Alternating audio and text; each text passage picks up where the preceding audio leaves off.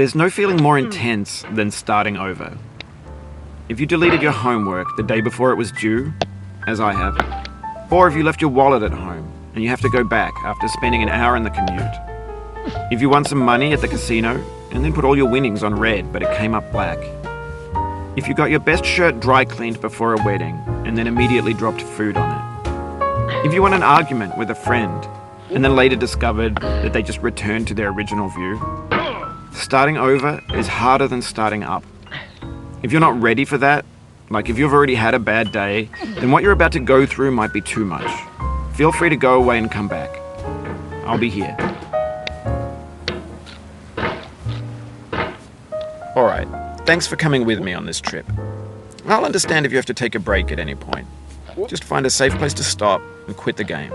And don't worry, I'll save your progress, always, even your mistakes. This game is a homage to a free game that came out in 2002, titled Sexy Hiking. The author of that game was Jazuo, a mysterious Czech designer who was known at the time as the father of B games. And B games are rough assemblages of found objects.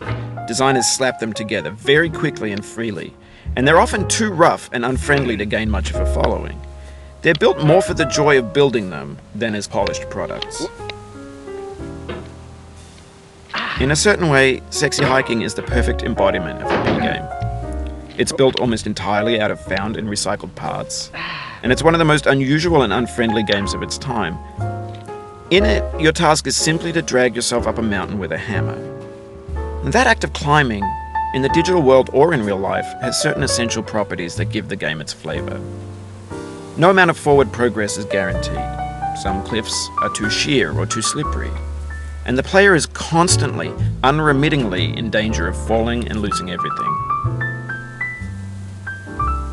Anyway, when you start Sexy Hiking, you're standing next to this dead tree that blocks the way to the entire rest of the game. It might take you an hour to get over that tree, and a lot of people never got past it.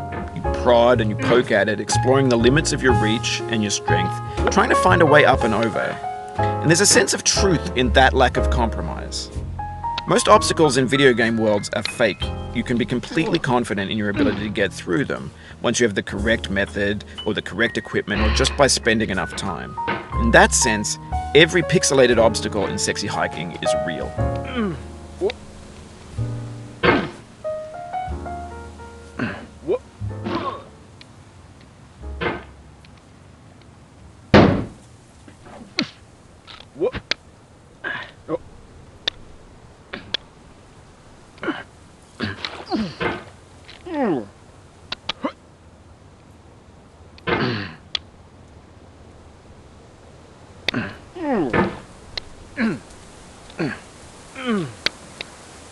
Oh, you just lost a lot of progress.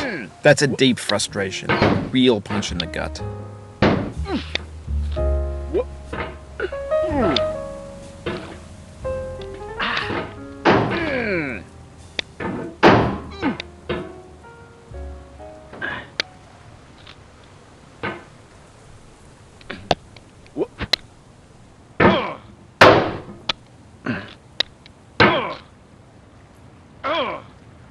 Oof, sorry about that.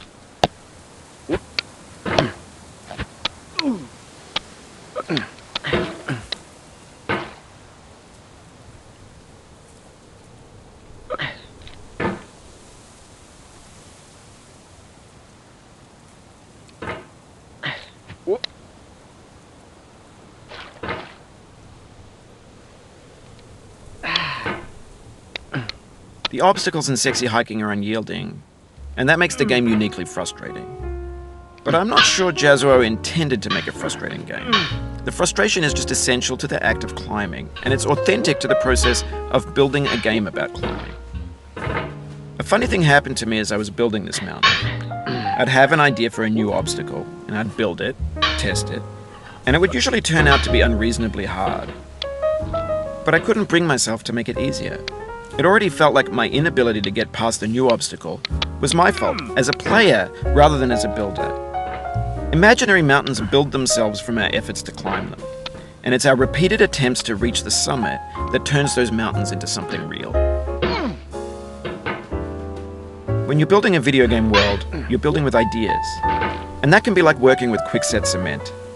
You mold your ideas into a certain shape that can be played with, and in the process of playing with them, they begin to harden and set until they're immutable, like rock. And at that point, you can't change the world, not without breaking it into pieces and starting fresh with new ideas.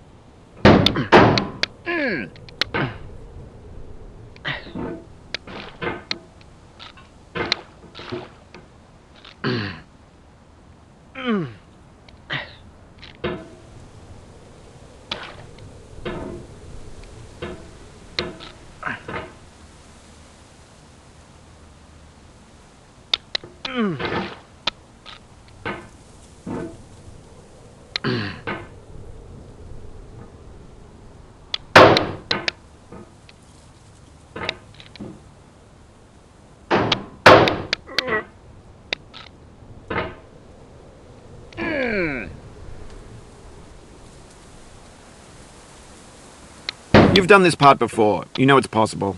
Just do what you did the first time.